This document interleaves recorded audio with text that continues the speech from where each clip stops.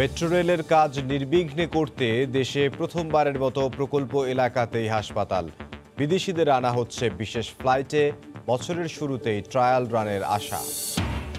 রাজধানীতে আবাসিক ভবন হবে না ৮ তলার বেশি। নতুন ড্যাব কার্যকর ডিসেম্বরেই। নগর পরিকল্পনাবিদরা সাধুবাদ জানালেও অবাস্তব বলছেন আবাসন ব্যবসায়ীরা। এবং করোনা মোকাবিলায় ফ্রান্সের প্যারিস সহ ৯ শহরে রাত ৯টা থেকে সকাল ৬টা পর্যন্ত আবারও কারফিউ। শনিবার থেকে কার্যকর। উদ্বেগে প্রবাসী বাংলাদেশিরা।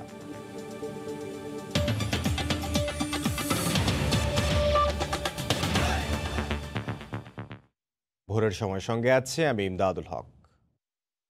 যেখানে দিনরাত কর্মযজ্ঞ সেখানেই হাসপাতাল। দেশে প্রথমবারের মতো প্রকল্পের অধীনে হাসপাতাল স্থাপন করল মেট্রো রেল। প্রকল্প সংশ্লিষ্টরা বলছেন, করোনার দ্বিতীয় ঢেউয়ের মধ্যেও যাতে পুরোদমে কাজ এগিয়ে নেওয়া যায় সে লক্ষ্যে যাবতীয় উদ্যোগ নিয়েছে মেট্রো রেল কর্তৃপক্ষ। এ সময় মেট্রো রেল কর্তৃপক্ষ জানায়, আসছে বছরের শুরুর দিকেই যাতে ট্রায়াল রান শুরু করা যায় সে লক্ষ্যে প্রকল্পে কাজ করা বিদেশিদের বিশেষ ফ্লাইটে করে কর্মক্ষেত্রে ফিরিয়ে আনা হচ্ছে। আজহার লিমনের রিপোর্ট, ছবি তুলেছেন বাবুল হোসেন। মেট্রো রেলে ৫০% বেশি কাজ শেষ হয়েছে। এর মধ্যে করোনা কালের গেল ৬ মাসে শেষ হয়েছে ৬% বেশি। কাজ এগিয়ে নিতে মেট্রো কর্তৃপক্ষ পর্যায়ক্রমে জনশক্তি বাড়াচ্ছে। এরই মধ্যে প্রকল্প এলাকায় কাজে ফিরেছেন ৬০% মতো বিদেশি। কিন্তু এই মেগা প্রকল্পে বিপুল জনশক্তির স্বাস্থ্য সুরক্ষায় কি ব্যবস্থা নিচ্ছে মেট্রো কর্তৃপক্ষ?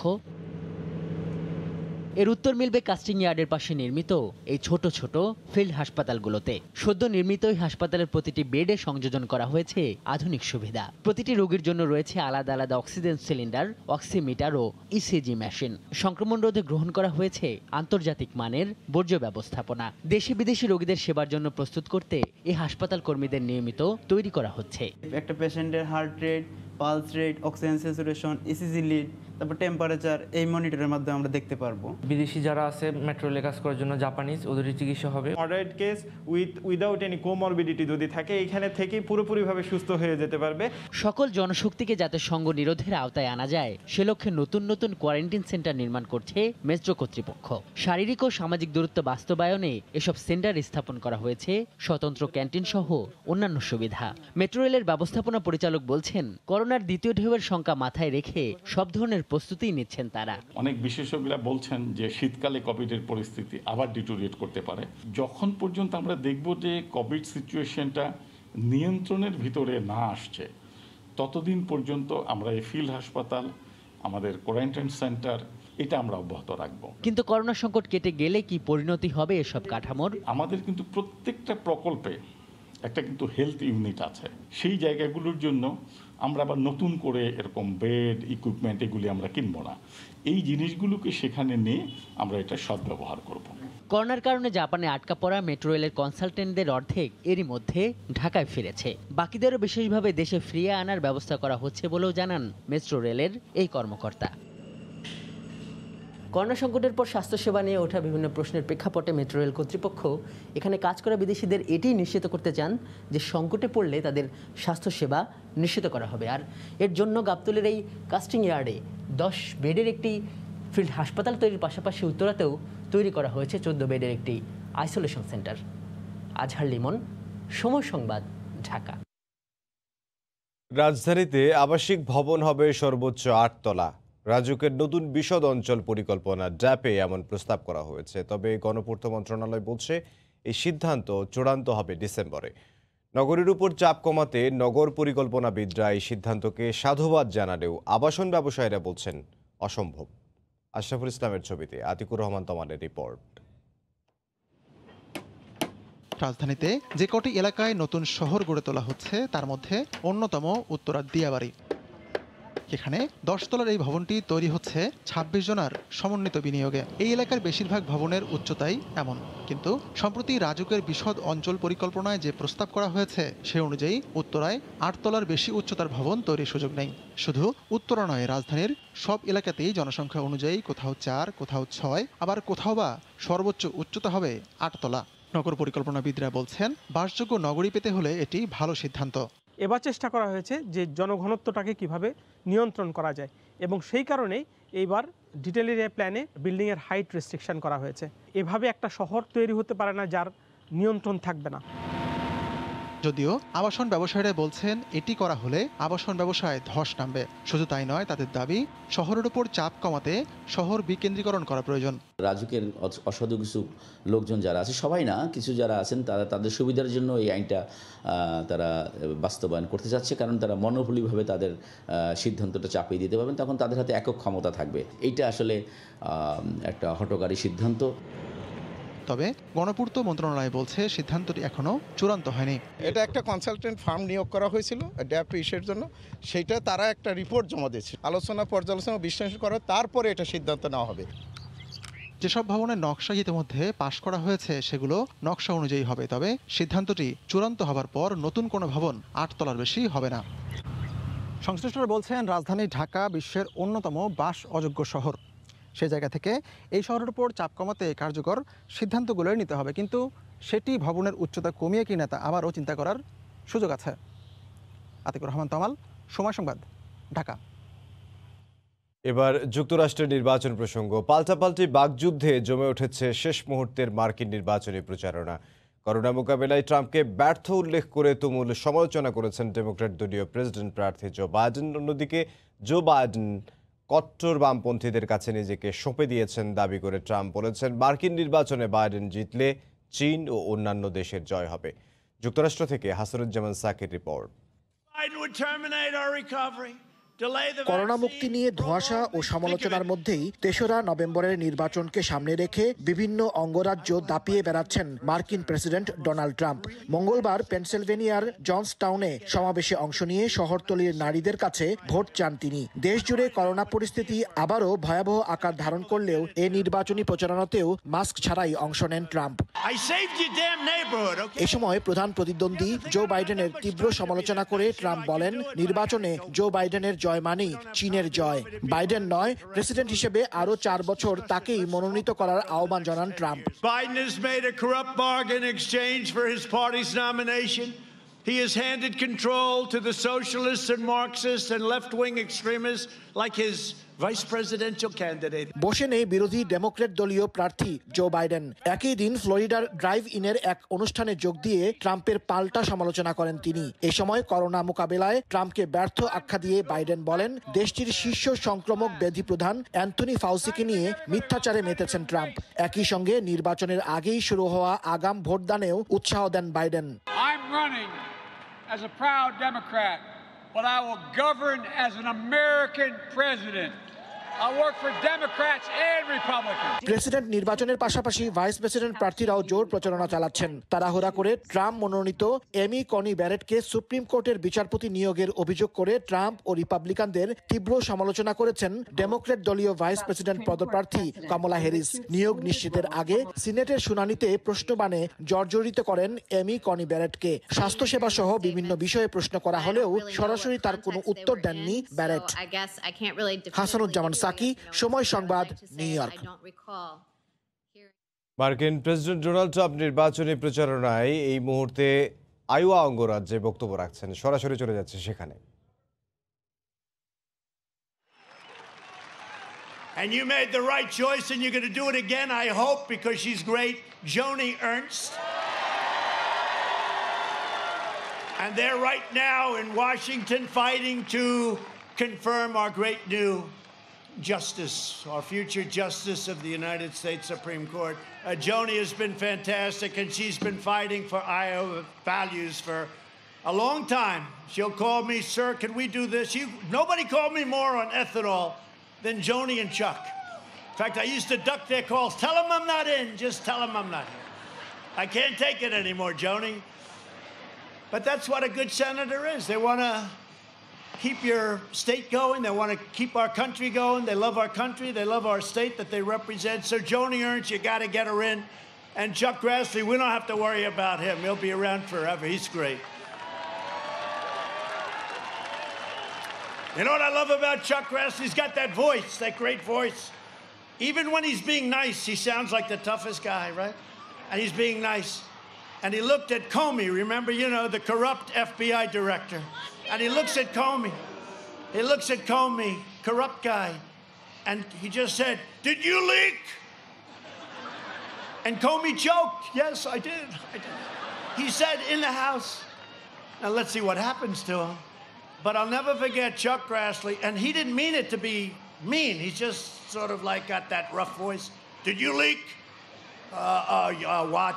Yes, I gave it to my college professor friend from Columbia, yes. Remember that? We love Chuck. What a piece of work he is. If Democrats win, they will pack the Supreme Court with radical left judges who would shred our Second Amendment. And believe me, if they win, your Second Amendment is gone, okay? They'll empower violent mobs and shield deadly criminals and terrorists. Very simple. Joe Biden refuses to even answer questions unpacking the Supreme Court. How about this? They go up to him, "Do you want to pack the court?" "I'm not going to answer that question."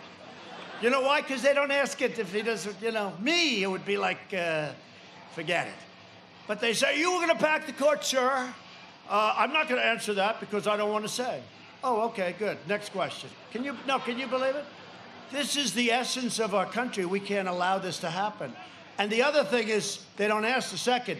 I put up a list of 45 great, brilliant, conservative, in our case, justices that go by the Constitution as written, et cetera, okay? So he's got to put up the name of justices or judges, whoever he'd pick, to become a justice of the Supreme Court. He's not doing that. They're not asking that question. They don't ask. Did you see the NBC thing last week where they had an NBC town hall? It was designed for a child, okay? When I get in, they ask me things that nobody ever even contemplated could be thought of. This guy, they're asking him these questions. Nobody can believe it. In fact, NBC took a lot of heat. They took a lot of heat. Biden's agenda would be a catastrophe for Iowa seniors. Everybody knows that. For years, Biden tried to cut Social Security and Medicare. Do you remember that? You do know he wanted to cut your Social Security and your Medicare. Now Biden is pledging mass amnesty and federal health care for illegal aliens, decimating Medicare and destroying your Social Security. And the problem is we all have a heart. I say it all the time. I'd love to take care of everybody all over the world. The problem is our country can't afford it. And if you start saying we're going to give free education, we're going to give you Medicare, we're going to give you health care, we're going to give you everything, our country will be flooded with millions and millions of people that are going to come from all over the world.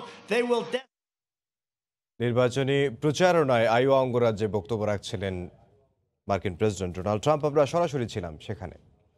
নির্বাচনী প্রচারণা নিয়ে বিস্তারিত জানাতে California থেকে এই মুহূর্তে যুক্ত হচ্ছেন সহকর্মী লস্কর আল মামুন। যাব তার কাছে। লস্কর,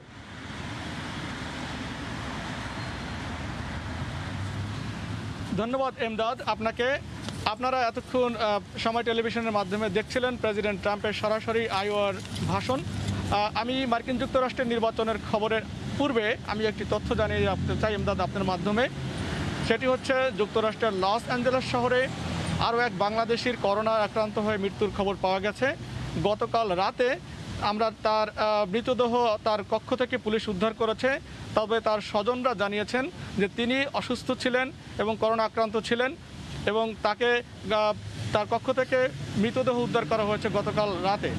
তবে তার স্বজনরা জানিয়েছেন তিনি বেশ কিছুদিন ধরেই করোনা আক্রান্ত ছিলেন এবং তারা ধারণা করছেন যে 3 দিন ধরে তার মৃতদেহ তার কক্ষে পড়ে থাকতেছিল এবং সেখান থেকে পুলিশ তাকে উদ্ধার করেছে। এ নিয়ে কমিউনিটির নেতৃবৃন্দ অবশ্য আমাদেরকে জানিয়েছেন যে যারা যুক্তরাষ্ট্রে অথবা প্রবাসে যারা একাকী কক্ষের মধ্যে থাকেন তাদেরকে আরও সচেতন হতে হবে।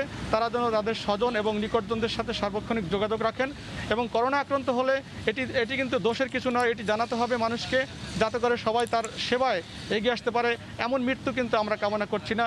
সুতরাং তার এই বাংলাদেশের মৃত্যুতে এখানকার বাংলাদেশি কমিউনিটির মানুষ বেশ শোকাহত। ইমদাদ, এবার আমরা যদি আসি মার্কিন যুক্তরাষ্ট্রের নির্বাচন প্রসঙ্গে, আপনারা একটু আগে সময় টেলিভিশনের মাধ্যমে সরাসরি দেখছিলেন যে আইওয়াতে প্রেসিডেন্ট ট্রাম্প এখন সরাসরি সেখানে বক্তব্য রাখছেন, নির্বাচনী প্রচারণা অভিযানে তিনি বক্তব্য রাখছেন। গতকালকে তিনি পেনসিলভেনিয়াতে বক্তব্য রেখেছেন, নির্বাচনী সমাবেশ করেছেন এবং তিনি যে কয়টি সমাবেশই যাচ্ছেন সেখানেই কিন্তু অত্যন্ত হাস্যস্বরে অর্থাৎ নাটকীয় ভঙ্গিতে তিনি বক্তব্য রাখছেন। কখনো ড্যান্স করছেন, কখনো নানান ধরনের যে অঙ্গভঙ্গি করছেন, সেটি কিন্তু মার্কিন যুক্তরাষ্ট্রের মানুষকে হতাশ করেছে। কারণ যে দেশটিতে 2,10,000-এর বেশি মানুষ প্রাণহানি ঘটেছে করোনায় এবং একের পর এক করোনায় আক্রান্ত হচ্ছে মানুষ, এবং সেই জায়গাটিতে যখন নির্বাচন চলছে, সেই নির্বাচন প্রচার অভিযানে ট্রাম্পের এমন যে ভূমিকা এবং এই হাস্যরসের ভূমিকাটি কিন্তু মার্কিন জনগণ সহজভাবে নিচ্ছে না। এবং আপনার মাধ্যমে আমি জানিয়ে রাখতে চাই যে আজকে যে খবর এসছে হোয়াইট হাউসে, প্রেসিডেন্ট ট্রাম্পের স্ত্রী মেলানিয়া অর্থাৎ ফার্স্ট লেডি, তিনি কিন্তু আজকে তার ফলাফল নেগেটিভ এসেছেন, অর্থাৎ করোনা নেগেটিভ এসেছেন। পাশাপাশি আরেকটি খারাপ সংবাদ এসছেন, সেটি হচ্ছে প্রেসিডেন্ট ট্রাম্পের ছেলে 14 বছরের ছেলে ব্যারেন, তিনি কিন্তু করোনা পজিটিভ হয়েছেন।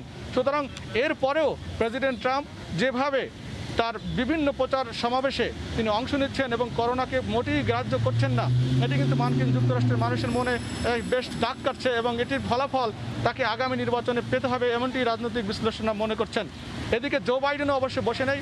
আপনার মাধ্যমে জানিয়ে রাখতে চাই যে মার্কিন যুক্তরাষ্ট্রের নির্বাচনে কেবল ভোট বেশি পেলেই তিনি প্রেসিডেন্ট হতে পারেন না, যেটি আমরা দেখেছি 2016 সালের নির্বাচনে হিলারি ক্লিন্টন কিন্তু সবচেয়ে বেশি ভোট পেয়েছিলেন, কিন্তু তিনি কিন্তু শেষ পর্যন্ত মার্কিন প্রেসিডেন্ট ডোনাল্ড ট্রাম্পের কাছে হেরে গিয়েছিলেন।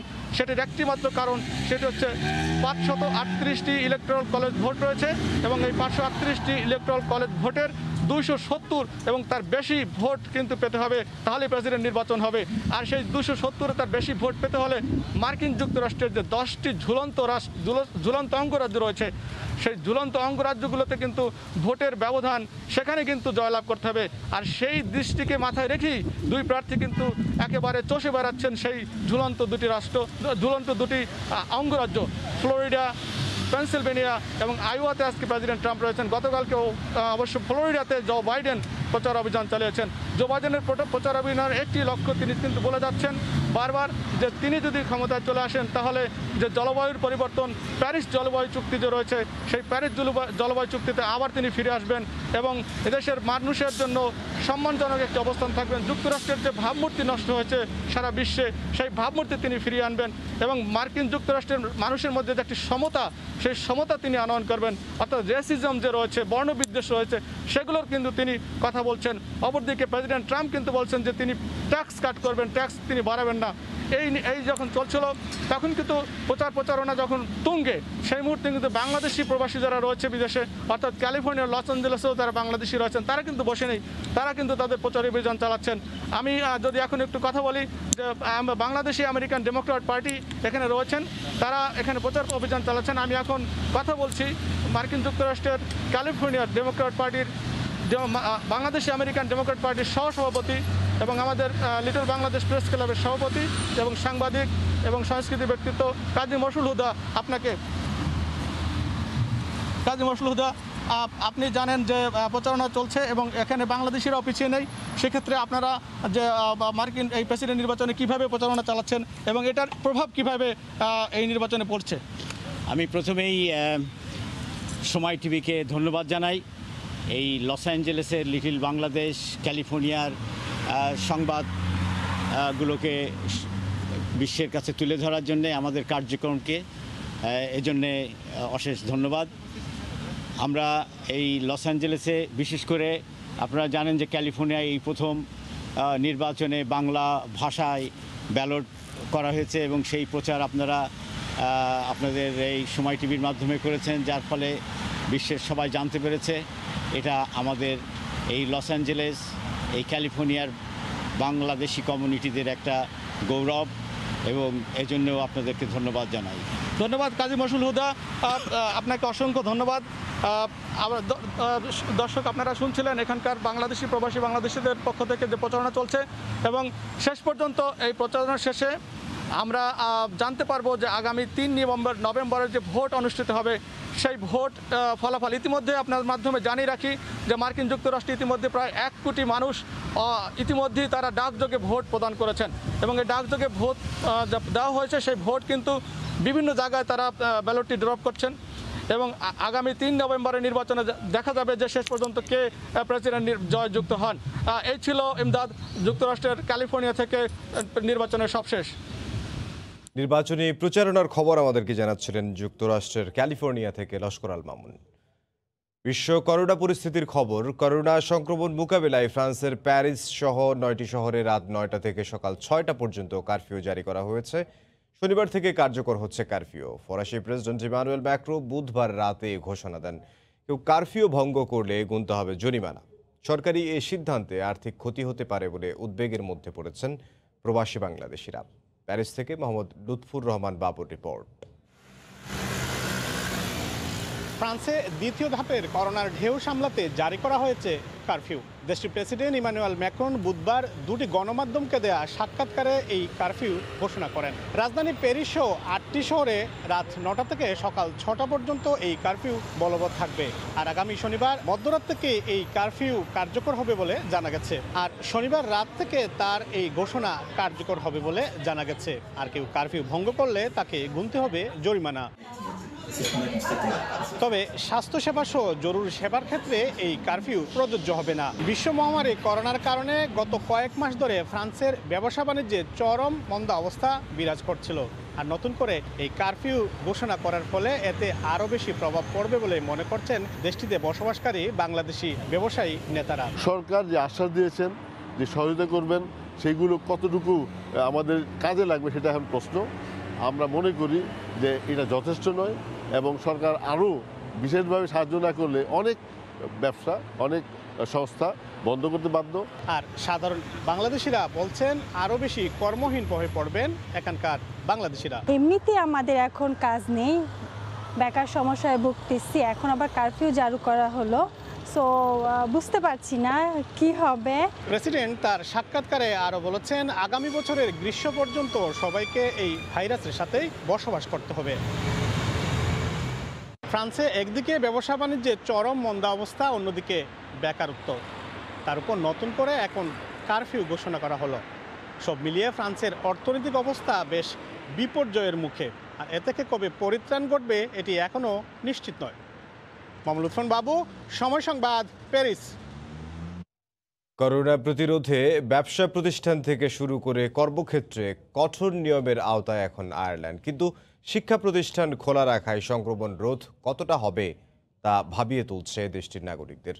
সন্তানদের স্কুলে পাঠিয়ে নিজে ও পরিবারের অন্যান্য সদস্যদের নিয়ে উদ্বেগ আর উৎকণ্ঠায় প্রবাসী বাংলাদেশিরাও। সৈয়দ জুয়েলের রিপোর্টে বিস্তারিত।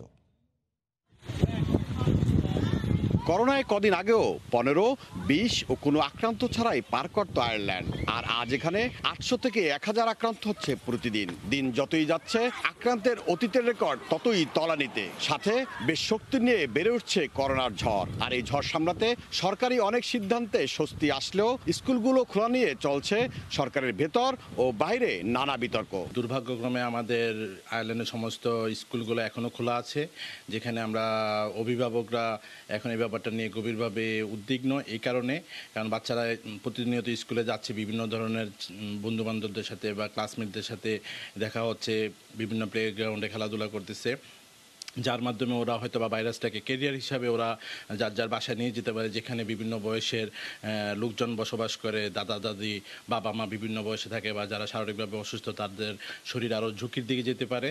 যে অভিভাবক হিসাবে আমি স্কুলটা খোলার পক্ষে মতামত দিতে পারতেছি না। এর মাঝে স্কুলগুলো খুলে দেওয়ার পরে শিক্ষার্থীদের দ্বারা সংক্রমণ ছড়ানোয় দুটো স্কুল বন্ধ করে দেওয়া হয়েছিল।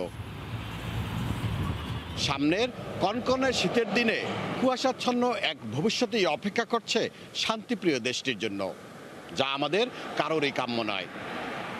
সৈয়দ জুয়েল, সময় সংবাদ।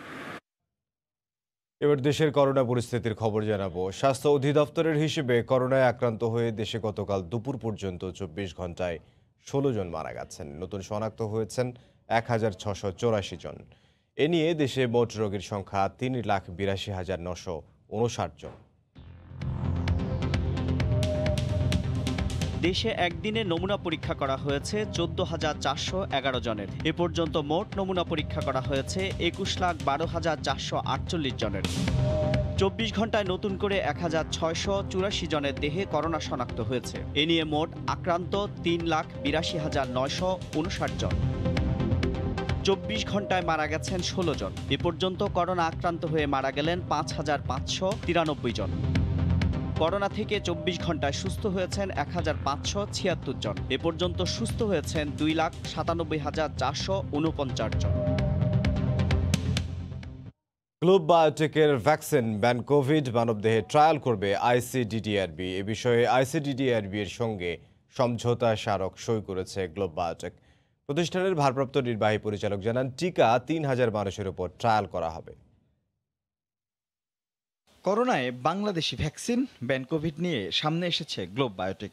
সবশেষ 5ই অক্টোবরের সংবাদ সম্মেলনেও জানানো হয়েছিল সবকিছু ঠিকঠাক থাকলে নতুন বছরের শুরুতেই গ্লোবের ভ্যাকসিন বাজারে আনা সম্ভব। বেশ কিছুদিন পেরিয়ে গেলেও সিআরও নির্ধারণেই আটকে ছিল এর পরবর্তী কার্যক্রম। অবশেষে জানা গেল আইসিডিডিআরবি হচ্ছে গ্লোবের ভ্যাকসিন ট্রায়ালের সিআরও। বুধবার এ বিষয়ে সমঝোতা স্মারকে স্বাক্ষর করেন গ্লোব বায়োটেকের চেয়ারম্যান হারুনার রশিদ আর আইসিডিডিআরবির ভারপ্রাপ্ত নির্বাহী পরিচালক ডক্টর তাহমিদ আলম। পরে সাংবাদিকদের জানানো হয় প্রাণীদেহে ট্রায়ালের ফলাফল পর্যালোচনা করবে আইসিডিডিআরবি। তারপর মানবদেহে ট্রায়ালের জন্য Bangladesh medical research council BMRC ও ওষুধ প্রশাসনের অনুমোদন চাইবে তারা। সেটি পাওয়ার পর ক্লিনিক্যাল ট্রায়াল শুরু হবে বহুল আলোচিত এই ভ্যাকসিনের। এক্সপেরিমেন্টগুলো যেটা হয়েছে অ্যানিমালে, এইটার রেজাল্টের পর থেকে আমরা দুই পক্ষই আমরা এখন দেখব, পর্যালোচনা করব।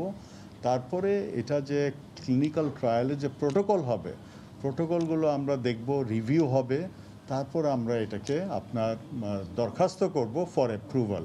উদ্ভাবক প্রতিষ্ঠান গ্লোব বায়োটেকের কাছে প্রশ্ন ছিল কবে নাগাদ শুরু হতে পারে ট্রায়াল। উত্তরে জানানো হয় নিয়ন্ত্রক সংস্থা তথা সরকার আন্তরিক হলে দ্রুতই তা সম্ভব। আর এর কার্যকারিতা নিয়েও আশাবাদী উদ্যোক্তারা। টোটাল যে ক্লিনিক্যাল ট্রায়ালের প্রোটোকল প্যান্ডেমিক সিচুয়েশন, অন্য দেশগুলি যে প্রোটোকলটি ফলো করছে, ফেজ 1, ফেজ 2, ফেজ 3, সেটি আলাদাভাবে হোক বা ব্লেন্ড করে হোক, 1-2 ব্লেন্ড অথবা 2-3 ব্লেন্ড, বিশেষজ্ঞ আছেন, তাদের এই প্রয়োজনীয়তাটা বুঝতে হবে।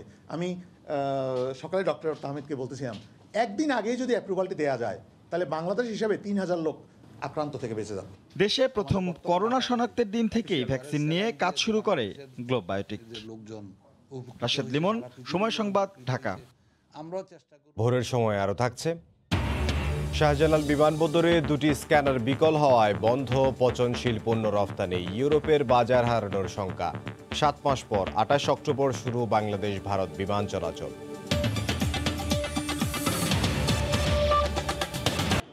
ধর্ষণ, নারী নির্যাতনের ঘটনা কমাতে সবার আগে নারীর প্রতি মানসিকতার পরিবর্তন আনার পরামর্শ দিয়েছেন প্রধানমন্ত্রী কন্যা সাইমা ওয়াজেদ হোসেন। মানসিক স্বাস্থ্য বিশেষজ্ঞ সাইমা ওয়াজেদ গতকাল সন্ধ্যায় আওয়ামী লীগের গবেষণা cell, centre for research and information CRI, জাতিসংঘ উন্নয়ন কর্মসূচি এবং জাতীয় মানবাধিকার কমিশনের যৌথ উদ্যোগে শুরু হওয়া পাবলিক প্লেসে নারীর নিরাপত্তা বিষয়ক সচেতনতামূলক আয়োজনের উদ্বোধনী অনুষ্ঠানে বক্তব্য রাখেন। ছোটবেলা থেকে মেয়েদেরকে, মহিলাদেরকে অন্যভাবে দেখি। আমরা তাদেরকে মনে করি না যে তাদের সম্মান দেওয়ার। একটা মেয়েকে ছেলের সাথে ইকুয়াল স্তরে দেখি না, দেখতে চাই না। কালচার, আমাদের ধর্ম, বিভিন্ন জিনিস ব্যবহার করে আমাদের এই যে সম্মানটা দেওয়ার কথা, দেওয়া উচিত, ওটা চলে গেছে। আমরা আমাদের জেন্ডার আইডেন্টিটি নিয়ে কেন চলবো? আমরা মেয়ে বলে আমরা ভয়ে চলতে হবে, এক্সট্রা কেয়ারফুলি চলতে হবে, অন্যভাবে চলতে হবে। আমাদের যেটা মনে চায়, যেটা ইচ্ছা, যেটা আমরা করতে পারি, সেটা আমরা করতে পারবো না। আস্তে আস্তে আমাদের দেশকে এমন একটা জায়গায় নিয়ে যায় যেখানে কোনো মেয়ের হ্যারাসমেন্টও হবে না, কোনো মেয়ের ডিসরেসপেক্টটা হবে না, আর সম্মানের সাথে যেন আমরা এগিয়ে যেতে পারি। ভোরের সময় আরও থাকছে। এসি কন্টেইনারে আসলেও নষ্ট হচ্ছে চট্টগ্রাম বন্দর দিয়ে আসা বেশিরভাগ পেঁয়াজ। ক্ষতির মুখে আমদানিকারক ও ব্যবসায়ী, চালকের আসনে দেশি পেঁয়াজ।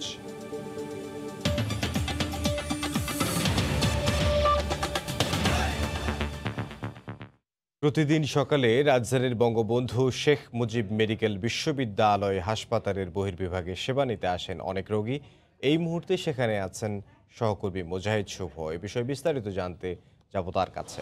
শুভ, ইমদাদ, কোভিড পরিস্থিতি কিছুটা স্বাভাবিক হয় বঙ্গবন্ধু শেখ মুজিব মেডিকেল বিশ্ববিদ্যালয়ে রোগীদের চাপ কয়েক গুণ বেড়েছে এবং এই চাপ বাড়ার সাথে সাথে কিন্তু ভোগান্তি অনেকটা বেড়েছে। আপনাকে বলতেই পারি যে বঙ্গবন্ধু শেখ মুজিব মেডিকেল বিশ্ববিদ্যালয়ের যেখানে আসলে পরীক্ষা নিরীক্ষা করা হয় সেখানে ভোর 5টা 4টা এমনকি মধ্যরাত থেকে অনেকে অপেক্ষা করছেন এবং অপেক্ষা করার পরেও কিন্তু তারা কাঙ্ক্ষিত সিরিয়াল পাচ্ছেন না। এবং এখানে যে ক্যান্সার ভবন নামে যে পরিচিত, এখানে আসলে দীর্ঘ সিরিয়াল ছিল, কিন্তু গণমাধ্যমের উপস্থিতির কারণে কিন্তু তারা মূল ফটকটি খুলে দিয়ে ভেতরে জায়গা করে দিয়েছে রোগীদের বসার জন্য।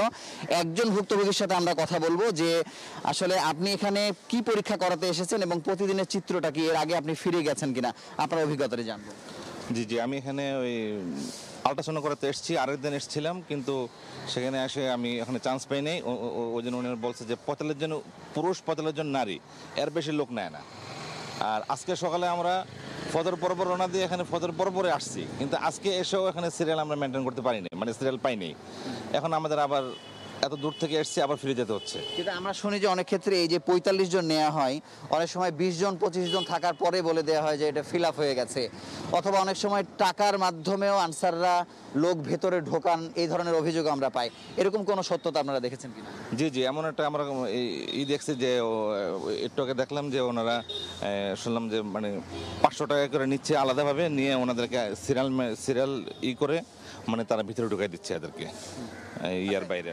এই ধরনের আরো অভিযোগ পাচ্ছি। আমরা একটু ভিতরে আপনাকে আসলে দেখাতে চাই যে আমরা ভেতরের পরিবেশটা একটু দেখাতে চাই যে এই মূল ফটকটি কিন্তু সবসময় বন্ধ থাকে এবং সকাল 8টা থেকে আসলে মূলত শুরু হবে পরীক্ষা নিরীক্ষা, এবং 8টার আগে থেকে কিন্তু আপনি দেখতে পাচ্ছেন যে ভেতরে কিন্তু অসংখ্য মানুষ, কয়েকশো মানুষ যারা অপেক্ষায় বসে আছেন এই পরীক্ষা নিরীক্ষা করানোর জন্য। কিন্তু তাদের একটি অভিযোগ যে কেন এত বড় একটি মেডিকেল বিশ্ববিদ্যালয়ে মাত্র 45 জনের পরীক্ষা করা হবে, 45 জন পুরুষ এবং 45 জন নারীর আল্ট্রাসোনোগ্রাম করা হবে। এই আল্ট্রাসোনোগ্রামটিকে নিয়েই কিন্তু সব থেকে বেশি ভোগান্তিতে পড়তে হয়। যদিও এখানে এমআরআই পরীক্ষা করানো হয়, মেমোগ্রাফি করা হয়, আরও অনেক ধরনের পরীক্ষা করানো হয়, তবে আল্ট্রাসোনোগ্রাম নিয়েই আসলে সব থেকে বেশি বিড়ম্বনা মানুষের।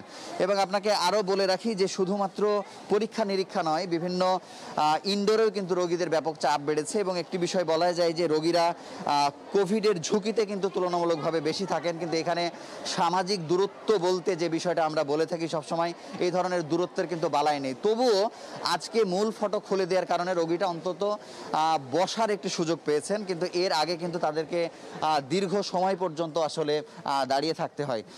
তো সব মিলে আসলে বলা যায় যে রোগীরা আমাদেরকে অভিযোগ করেছেন যে মেডিকেল বিশ্ববিদ্যালয় হিসেবে আসলে এমআরআই হোক, মেমোগ্রাফি হোক, অথবা যে কোনো ধরনের পরীক্ষা নিরীক্ষার সংখ্যাটি আসলে বাড়ানো উচিত, যেন অন্তত 200-300 মানুষ একদিনে এসে যেন পরীক্ষা করাতে পারে। একইভাবে এমআরআইয়ের ক্ষেত্রে একজন রোগী আমাদেরকে অভিযোগ করেছেন যে তিনি 7 দিন থেকে ঘুরছেন, কিন্তু যন্ত্র নষ্ট হওয়ার কারণে তিনি পরীক্ষা নিরীক্ষা করাতে পারছেন না।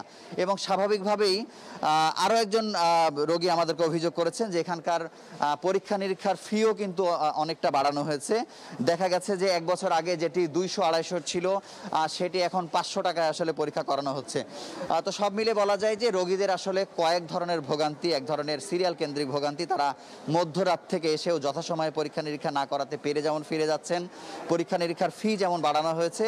তো এই সবগুলো সমস্যা আমলে নিয়ে কর্তৃপক্ষ সমাধান করবে এমনটাই আশা করছেন ভুক্তভোগীরা। মুজাহিদ শুভ যোগ দিয়েছিলেন রাজধানীর বঙ্গবন্ধু শেখ মুজিব মেডিকেল বিশ্ববিদ্যালয় হাসপাতালের সামনে থেকে। 7 মাস বন্ধ থাকার পর আগামী 28 অক্টোবর থেকে শুরু হচ্ছে বাংলাদেশ ভারত বিমান চলাচল। দুই দেশের মধ্যে বিশেষ ব্যবস্থায় সপ্তাহে 56টি ফ্লাইট চলাচল করবে। বেসামরিক বিমান চলাচল কর্তৃপক্ষ থেকে এই সিদ্ধান্ত জানানো হয়।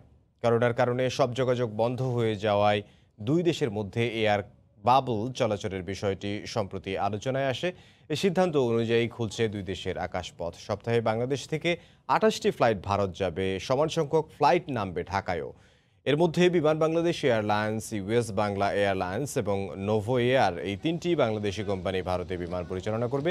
ভারতের পক্ষ থেকে air India, Indigo, SpiceJet, Vistara এবং গো এয়ার, এই 5টি কোম্পানি বিমান পরিচালনার অনুমতি পেয়েছে। সপ্তাহে 5000 বাংলাদেশি ভারত যাওয়ার সুযোগ পাবে।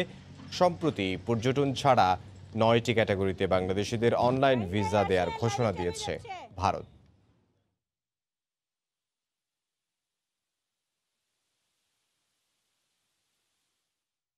হযরত শাহজালাল আন্তর্জাতিক বিমানবন্দরে দুটি এক্সপ্লোসিভ ডিটেকশন স্ক্যানার ইডিএস বিকল হয়ে পড়ায় সবজিসহ পচনশীল পণ্য রপ্তানি বন্ধ হয়ে গেছে। এতে ব্যাপক আর্থিক ক্ষতির পাশাপাশি ইউরোপের বাজার হারানোর আশঙ্কা রপ্তানিকারকদের।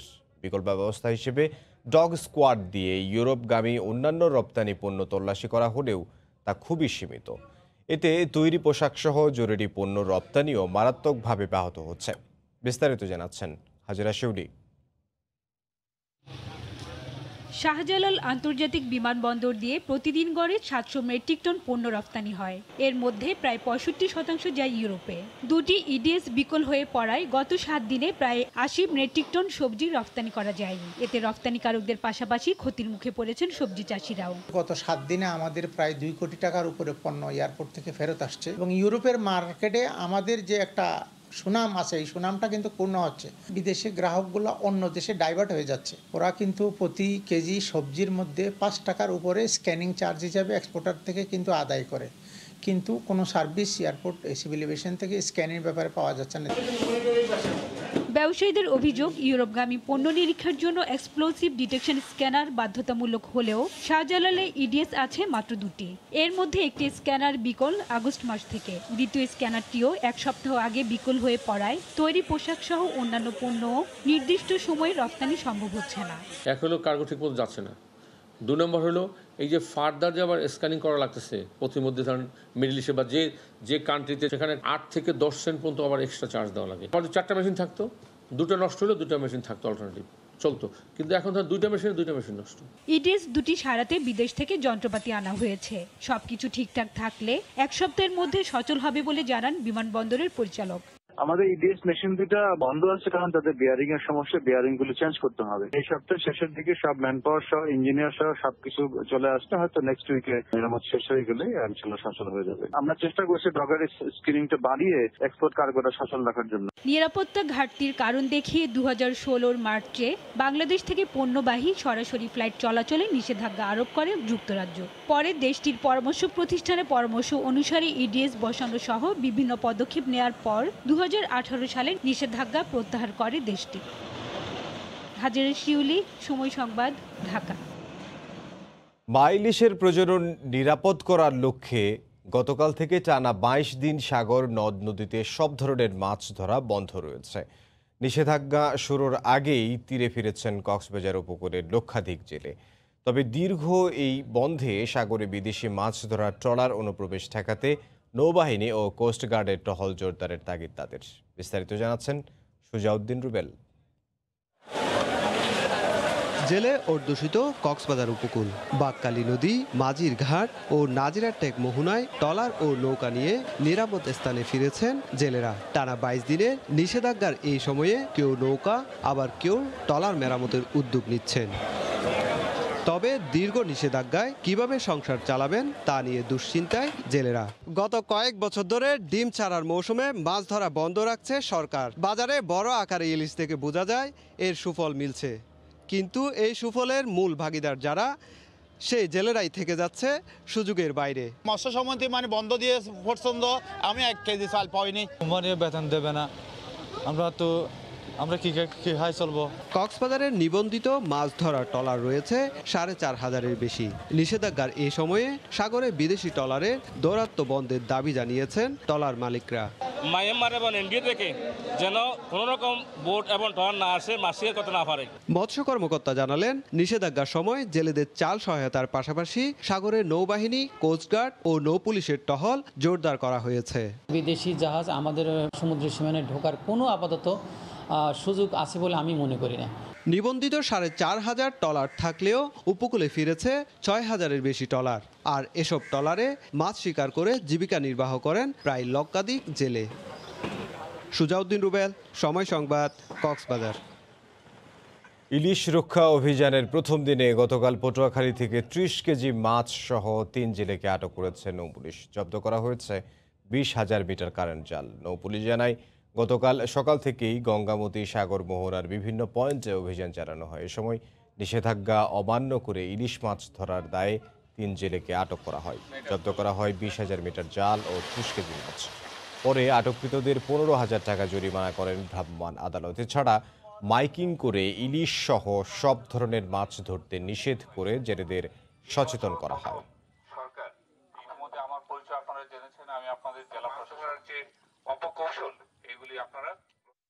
নওগাঁর বাজারগুলোই বেড়েছে দেশীয় মাছের সরবরাহ, এরপরও দামও কিছুটা চড়া বলে অভিযোগ ক্রেতাদের। এই মুহূর্তে শহরের বাইপাস মাছ বাজারে আছেন সহকর্মী এমআর রকি।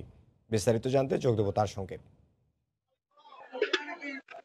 এমদাদ, আপনাকে ধন্যবাদ। আপনাকে জানিয়ে রাখি, গত সপ্তাহের ব্যবধানে কিন্তু নওগাঁর এই মাছ বাজারে প্রতিটা মাছের দর কেজি প্রতি 20 থেকে 30 টাকা পর্যন্ত আমরা বেশি দেখতে পাচ্ছিলাম।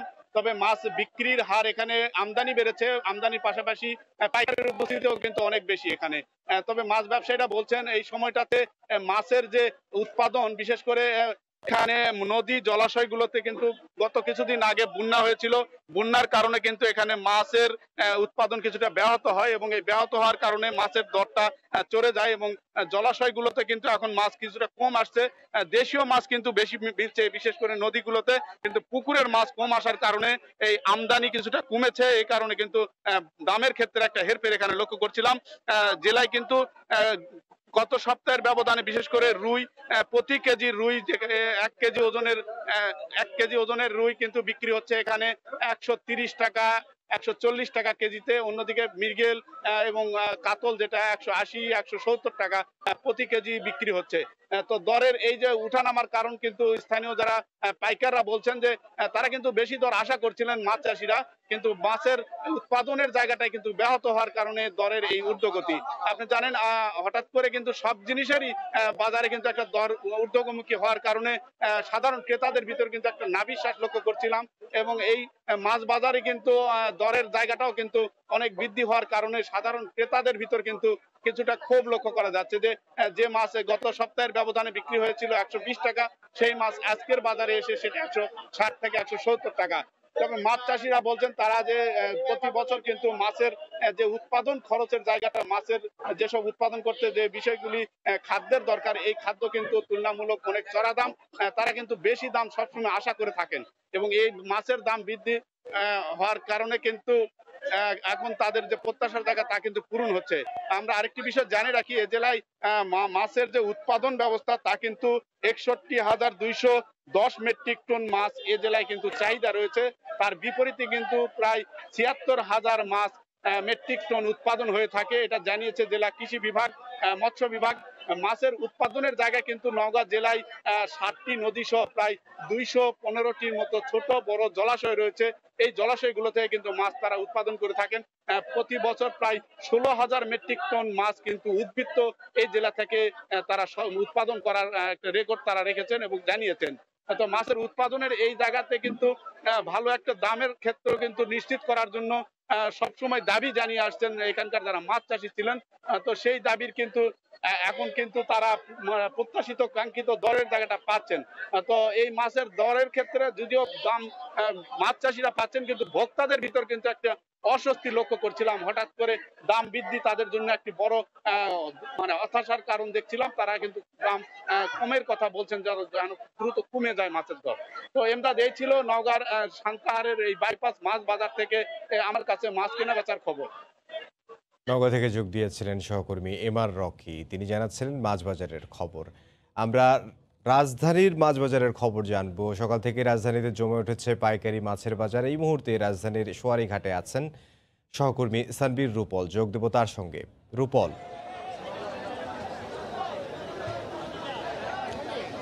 এমদাদ, সকাল থেকেই কিন্তু জমে উঠেছে সোয়ারীঘাটের পাইকারি মাছের আড়ত। পাইকারি মাছের আড়তের এটি প্রত্যেক দিন কিন্তু চলে বুড়িগঙ্গা তীরের এই আড়তটি এবং ঢাকার সবচেয়ে পুরনো এই পাইকারি মাছের আড়তটি সারা দেশ থেকে কিন্তু মাছ আসে এবং এই মাছগুলো কোনোটি হাওরের মাছ, কোনোটি নদীর মাছ, কোনোটি চাষের মাছ, আবার কোনোটি বা সমুদ্রের মাছ। সব ধরনের মাছই কিন্তু এখানে পাওয়া যায়। আপনি দেখতে পাচ্ছেন যে সব ধরনের মাছের আনাগোনা কিন্তু এখানে আছে এবং দেশের প্রত্যন্ত অঞ্চল থেকে এখানে মাছ আসে রাজধানীর পাইকারি বাজারের এবং এখান থেকে খুচরা বিক্রেতারা তারা কিন্তু কিনে নিয়ে গিয়ে বিভিন্ন বাজারে বিক্রি করেন। এর পাশাপাশি যারা ব্যক্তিগতভাবেও তাদের ঘরের জন্য কিনেন তারাও কিন্তু এখানে পাইকারি দামে মাছ কিনতে আসেন। তো এরকম ঢাকায় আরও কয়েকটি মাছের আড়ত আছে, কারাওয়ান বাজার, যাত্রাবাড়ি, এরকম আরও কয়েকটি মাছের আড়ত কিন্তু আছে। সেই মাছের আড়তগুলো যদিও পরবর্তীতে ঢাকা যত বেড়েছে তত সেই মাছের আড়তগুলোর সংখ্যা বেড়েছে, তবে এই মাছের আড়তটা কিন্তু ব্রিটিশ আমল থেকে চলে আসছে। এবং যদিও এখানে এখনও অবকাঠামোগতভাবে স্থায়ী কোনো কাঠামো নেই, যার ফলে এই অস্থায়ী একটি কাঠামোতে এই রাস্তার পাশে কিন্তু মাছের এই বাজারটি বসে এবং প্রায় সারা রাত ধরে বিভিন্ন অঞ্চল থেকে মাছ আসে এবং মূলত বেচা বিক্রিটি শুরু হয় ভোর রাত থেকে। ভোর রাতের পর থেকে আস্তে আস্তে করে দোকান খুলতে শুরু করে এবং এখন কিন্তু লোকে লোকারণ্য, যার ফলে একদম গাদাগাদা একটি অবস্থার মধ্যে কিন্তু এই মাছগুলো বেচা বিক্রি চলছে। 22 দিন ধরে ইলিশ মাছ ধরা বন্ধ, যার ফলে এই বাজারে কিন্তু ইলিশ মাছ নেই এবং সবগুলো বিভিন্ন জায়গায় কিন্তু আমরা দেখেছি যে সরকারের পক্ষ থেকে নির্দেশিকা দেওয়া হয়েছে যে ইলিশ মাছ ধরা বন্ধ, ইলিশ মাছ পরিবহন নিষিদ্ধ, ইলিশ মাছ বিক্রি করাও নিষিদ্ধ।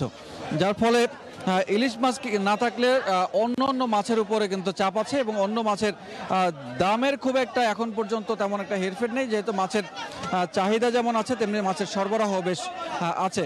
মাছের সরবরাহ বেশি থাকায় এখানে মাছের দাম খুব একটা এখন পর্যন্ত অতিরিক্ত দাম যেটি বলা হয় যে অন্য সপ্তাহের তুলনামূলক ধরুন অন্যান্য তুলনামূলক কিন্তু সেরকম দেখা যাচ্ছে না। আপনি দেখতে পাচ্ছেন যে একটি দোকানে তারা কিন্তু ডাকের মাধ্যমে মাছ বিক্রি করছেন, অর্থাৎ যে সর্বোচ্চ দাম দেবেন তার কাছেই তিনি মাছ বিক্রি করবেন, এরকম একটি কিন্তু সকালবেলা থেকে হাঁকডাক চলে পুরো বাজারে। এবং পুরো বাজারে যতগুলো দোকান আছে সবগুলো দোকানে ভিন্ন ভিন্ন প্রকৃতির মাছ এক একজন বিক্রেতা এক এক রকম বিক্রি করেন। কেউ বা চাষের পাঙ্গাস বা তেলাপিয়া জাতীয় মাছ, আবার কেউ রুই কাতলা জাতীয় মাছ বিক্রি করেন, আবার কেউ সামুদ্রিক মাছ বিক্রি করেন। তো এর মধ্যে কেউ ফ্রিজিং করা মাছ আপনি দেখতে পাচ্ছেন যে এখানে কিন্তু বরফ দেয়া মাছগুলো বিক্রি করা হচ্ছে, যার ফলে এখানে বরফের কিন্তু একটা বেচা বিক্রি চলে। শুধুমাত্র মাছের বেচা বিক্রির বাইরেও কিন্তু বরফের বেচা বিক্রি চলে, যার ফলে এই মাছের ফ্রিজিং করার জন্য। তো এই দাম এবং বিক্রেতাদের হাঁকডাক, এই হাঁকডাকটি আসলে চলবে ঠিক যতই সময় গড়াবে ততই কিন্তু এটা কমে আসবে, অর্থাৎ মাত্র কয়েক ঘন্টার জন্য এইরকম সরগরম অবস্থাতে থাকে প্রত্যেক দিন মাছের এই বাজারটিতে। এরপরে একটি নদীর মাছ যেমন আধিক্য দেখতে পাচ্ছি, তেমনি খাল বিলের মাছের আধিক্য বেশি। তবে শীতের অঞ্চলে শীতের সময় দেখা যায় যে বিভিন্ন পুকুর বা ডোবা নালা যখন সেচ শুরু হয় তখন কিন্তু পানি কমতে শুরু করে, তখন কিন্তু আরও বেশি মাছ পাওয়া যায় তখন। তবে সেই তুলনামূলকভাবে এখন সারা বছরেই মোটামুটি মাছ পাওয়া যায়। তো একটি দোকান দেখতে পাচ্ছেন যে এই দোকানটিতে দেখতে পাচ্ছেন যে বাছা বেশ কিছু মাছ কিন্তু আছে। এই মাছ তিনি পসরা সাজিয়েছেন। আজকের বাজারটা সম্পর্কে একটু জানতে চাই যে আজকের বাজারের এখন পর্যন্ত আপনার এখানে দেখতে পাচ্ছে যে বিভিন্ন অঞ্চল থেকে মাছ এসেছে এবং বিভিন্ন মাছগুলো বেশ অন্যান্য দোকানের চেয়ে একটু আলাদা। আপনি এই মাছগুলো কোনটা কত বিক্রি করছেন আজকের বাজারে? মনে করেন যে সব নলা, কাতল, মৃগেল আমদানি হয়েছে, সেগুলি আগের তুলনায় অনেক দাম কম এবং মাছের অনেক আমদানি হয়েছে।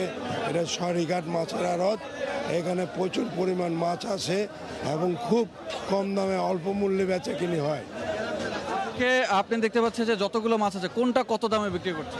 এখন এই যে আপনার 1 কেজি নলা মাছ সেটা বিক্রি হতে 140 হইতে 50 এবং ওর ছোটোটা 130 হইতে 35 এবং পুঁটি মাছ, চাইনা পুঁটি, এই পুঁটি মাছ বিক্রি 80 টাকা কেজি এবং কাতল মাছ 180 থেকে 220 পর্যন্ত বেচে কিনে হচ্ছে। হ্যাঁ, বল মাছ আপনার যেটা 2-2.5 কেজি এটা বিক্রি হয় 500 টাকা কেজি, যেটা 1-1.5 কেজি এটা বিক্রি হয় 400 টাকা কেজি। ধন্যবাদ আপনাকে। শুনছিলেন যে আজকে বেশ কিছু উল্লেখযোগ্য মাছের দরদাম, যে মাছের দামগুলো তিনি জানাচ্ছিলেন যে দেশের বিভিন্ন অঞ্চল থেকে মাছ এসেছে এবং এখানে তুলনামূলক কম দামে, যেহেতু পাইকারি বাজার, সেই পাইকারি বাজারের তুলনামূলক কম দামে মাছ বিক্রি করা হয়।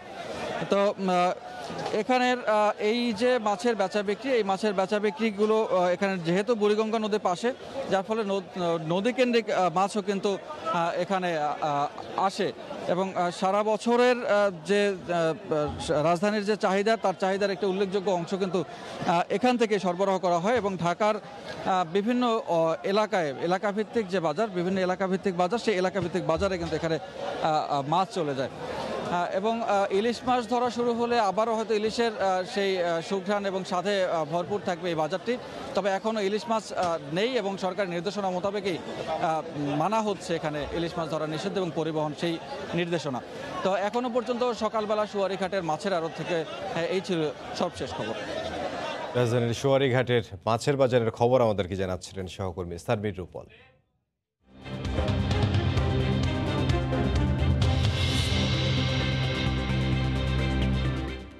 ঠাকুরগাঁওয়ের হাটবাজারে বেড়েছে সব ধরনের সবজির দাম। এ ব্যাপারে বিস্তারিত জানাতে এই মুহূর্তে গোবিন্দনগর সমবায় মার্কেটে আছেন সহকর্মী জিয়াউর রহমান বকুল, তার সঙ্গে যোগ দেব সরাসরি। বকুল।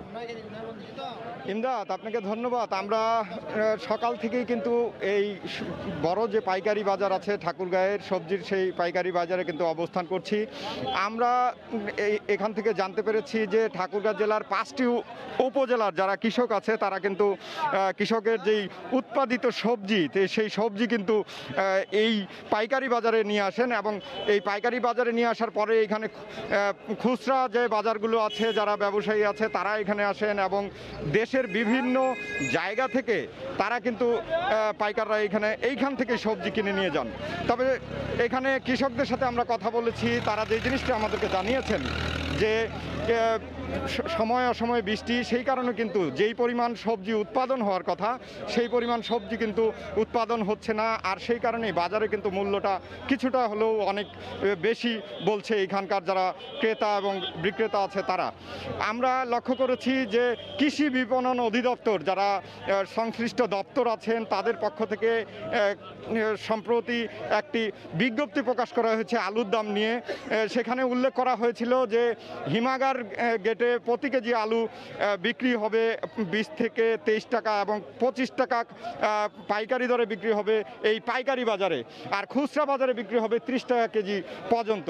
কিন্তু আমরা লক্ষ্য করছি এই পাইকারি বাজারে এসে আলুর দাম গতকালকেও বিক্রি করেছে 38 থেকে 40 টাকা, আজও কিন্তু ঠিক একই দামে আলু বিক্রি হচ্ছে। আর অন্যান্য যেই শাকসবজি আছে আমরা যদি প্রকারভেদে বলি তাহলে সেক্ষেত্রে আমরা বলতে পারি লাউ প্রতি পিচ বিক্রি হচ্ছে 30 থেকে 35 টাকা, বেগুন বিক্রি হচ্ছে 50 টাকা এবং বরবটি যে নতুন যে শীতকালীন সবজি তা বিক্রি হচ্ছে 150 টাকা পর্যন্ত এবং সিম বিক্রি হচ্ছে 130 টাকা পর্যন্ত।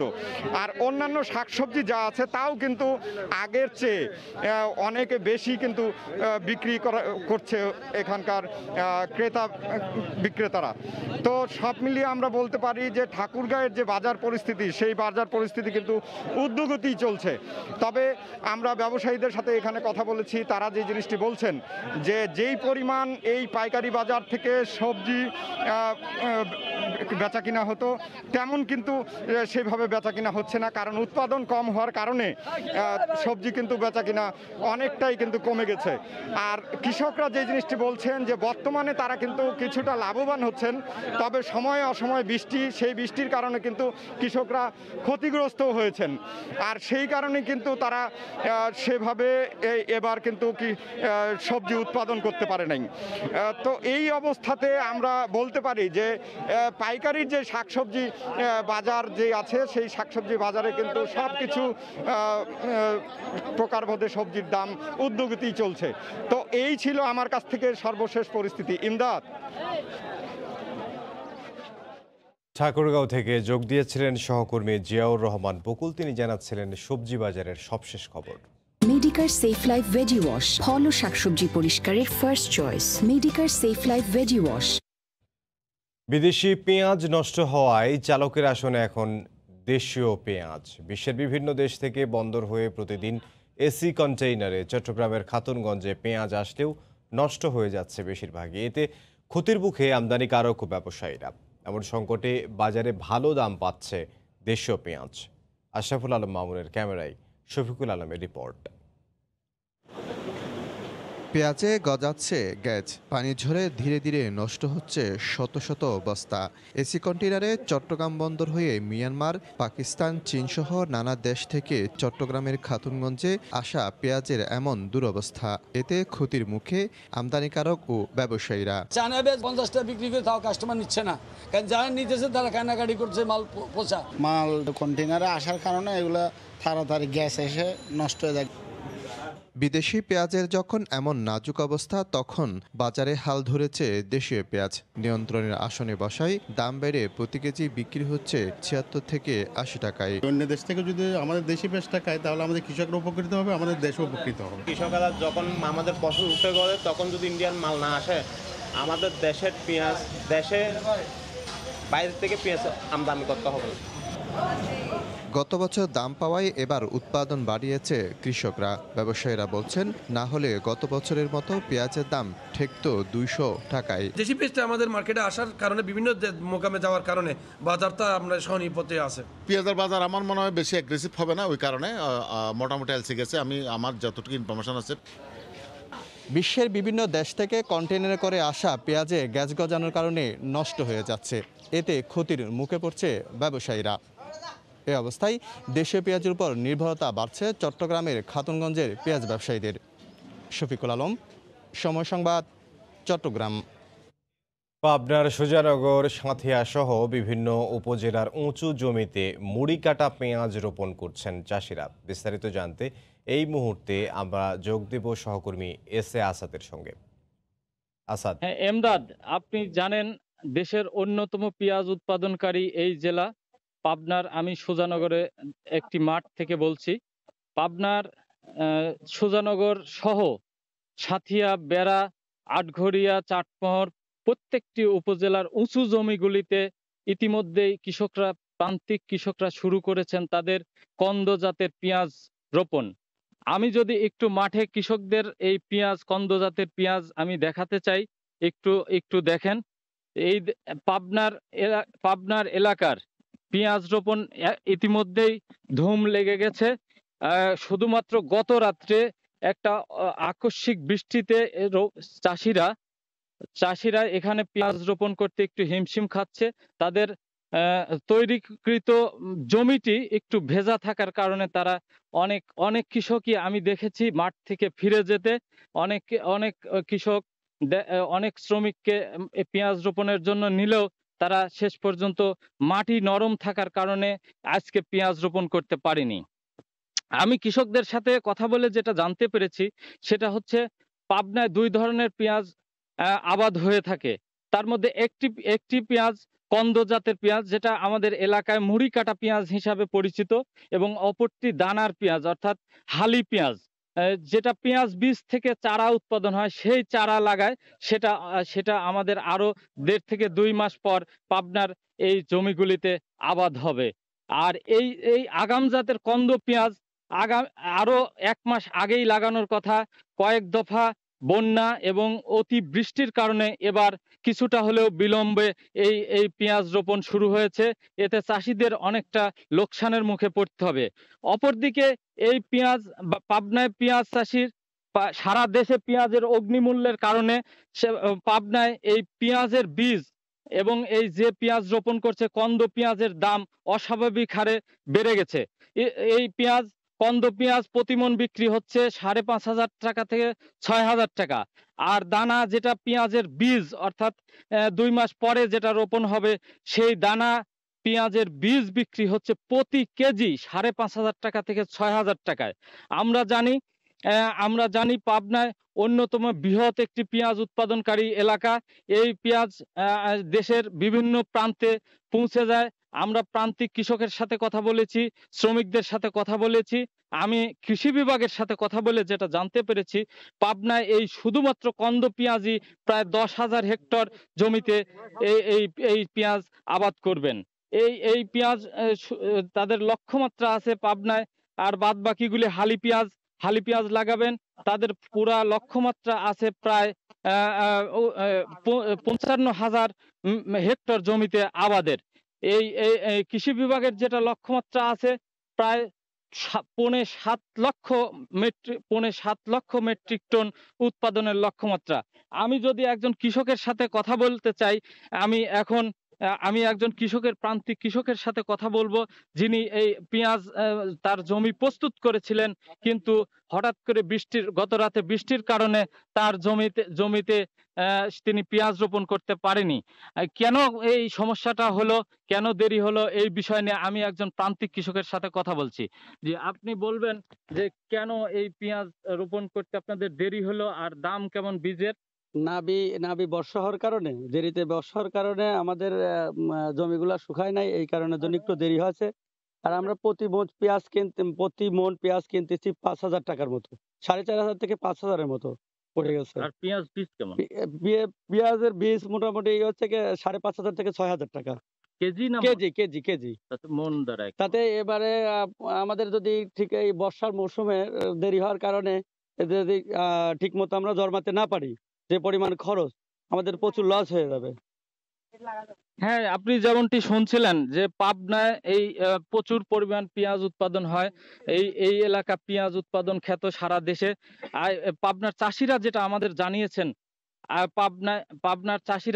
আমাদের জানিয়েছেন, সেটা হলো পাবনায় কৃষকদের উৎপাদিত পেঁয়াজ দিয়েই আমাদের বাংলাদেশের মোট চাহিদা পূরণ করা সম্ভব। আমি একটু ইনফরমেশন জানাতে চাই, সেটি হলো বাংলাদেশে মোট পেঁয়াজের চাহিদা থাকে প্রায় 30 লক্ষ মেট্রিক টন, সেখানে বাংলাদেশে উৎপাদন হয় 25 লক্ষ metric ton.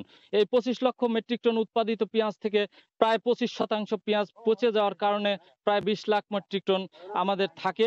10 lakh metric ton আমার পার্শ্ববর্তী দেশ থেকে আমদানি করতে হয়। কৃষকদের যেটা দাবি, যদি কৃষি বিভাগ এবং সরকার কৃষকদের প্রণোদনা দেওয়ার পাশাপাশি যদি তাদেরকে ব্যাপকভাবে আর্থিক এবং বীজ সাপোর্টটা দেওয়া হতো, তাহলে গরু যেমন ভারত থেকে না আনেই আমাদের দেশে উৎপাদিত গরু দিয়েই এখন বাংলাদেশের চাহিদা মেটানো সম্ভব হচ্ছে, বিশেষ করে কুরবানি ঈদে। এইরকম পেঁয়াজেও আমাদের আমদানি নির্ভরতা কমিয়ে এদেশের উৎপাদিত পেঁয়াজ দিয়েই আমাদের দেশের চাহিদা মেটানো সম্ভব বলে আমাদের এই এলাকার কৃষকরা আমাকে জানিয়েছেন। এই ছিল এমদাদ আমার কাছে পাবনার সুজানগরের মাঠ থেকে আমার কাছে সর্বশেষ তথ্য। এমদাদ। এসে আজাদ যোগ দিয়েছিলেন পাবনা থেকে, তিনি জানাচ্ছিলেন পেঁয়াজ রোপণের খবর। দেশের বাজারে আবারও বাড়ল স্বর্ণের দাম। এবার ভরিতে বাড়ানো হয়েছে 2,333 টাকা। বাজারের নতুন দাম কার্যকর হবে আজ থেকেই। বুধবার রাতে গণমাধ্যমে পাঠানো বিজ্ঞপ্তিতে এ তথ্য জানিয়েছে বাংলাদেশ জুয়েলার্স সমিতি বাজুস। নতুন মূল্য তালিকা অনুযায়ী প্রতি ভরি 22 ক্যারেট স্বর্ণের দাম পড়বে 76,341 টাকা, 21 ক্যারেট 73,191 টাকা, আর 18 ক্যারেটের স্বর্ণ কিনতে হবে 64,444 টাকা। এছাড়াও প্রতি ভরি সনাতনী স্বর্ণের দাম নির্ধারণ করা হয়েছে 54,120 টাকা। তবে রূপার দামে কোনো পরিবর্তন আনেনি বাজুস। এর আগে গত 24 সেপ্টেম্বর ভরিতে 2,449 টাকা কমিয়ে স্বর্ণের দাম পুনর্নির্ধারণ করেছিল বাজুস।